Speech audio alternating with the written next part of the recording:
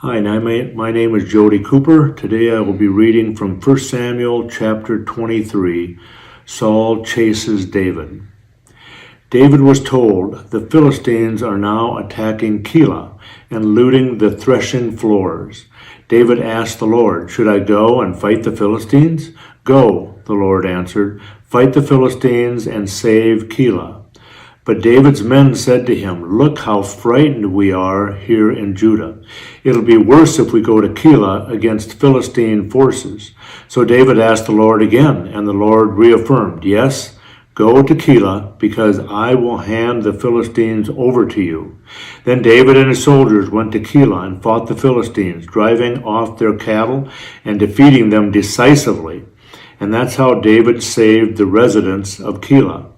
Now after Abiathar, Amalek's son, fled to David, he had accompanied David to Keilah, bringing a priestly vest with him.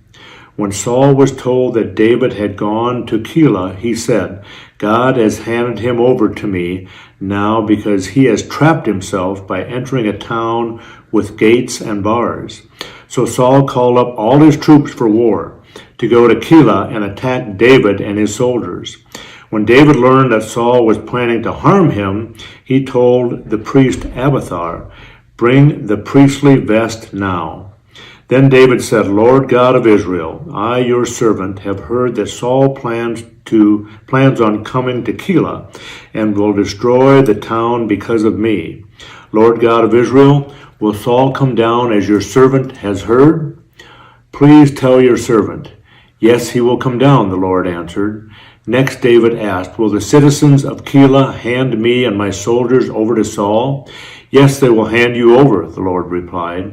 So David and his troops, approximately 600 men, got up and left Keilah. They kept moving, going from one place to the next. When Saul was told that David had escaped from Keilah, he didn't go there. David lived in the fortress in the wilderness and in the hills of the Ziph wilderness.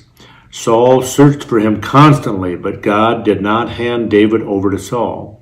While David was at Horesh in the Ziph wilderness, he learned that Saul was looking to kill him.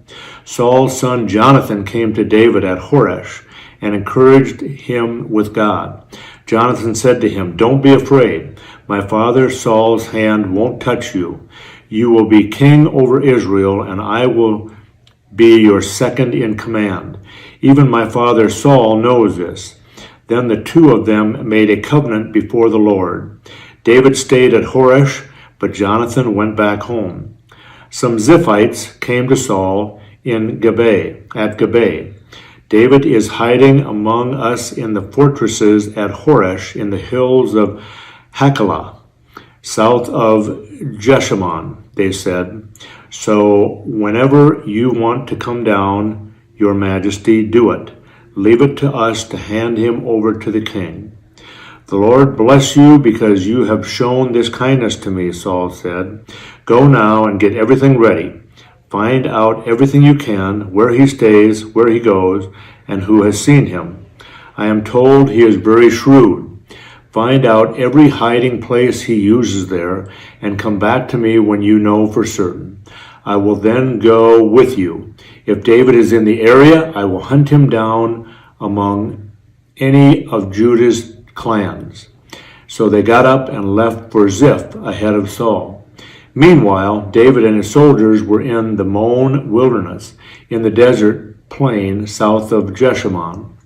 When Saul and his troops went looking for him, David was told about it, so he went down to a certain rock there and stayed in the Maon wilderness. When Saul heard that, he went to the Maon wilderness after David. Saul was going around one side of the hill there, while David and his soldiers were going around the other. David was hurrying to get away from Saul, while Saul and his troops were trying to surround David and his soldiers in order to capture them. But a messenger suddenly came to Saul. "Come quick," he said, "the Philistines have invaded the land." So Saul broke off his pursuit of David and went to fight the Philistines. That's why that place is called Escape Rock. Then David went from there and lived at the En Gedi fortresses.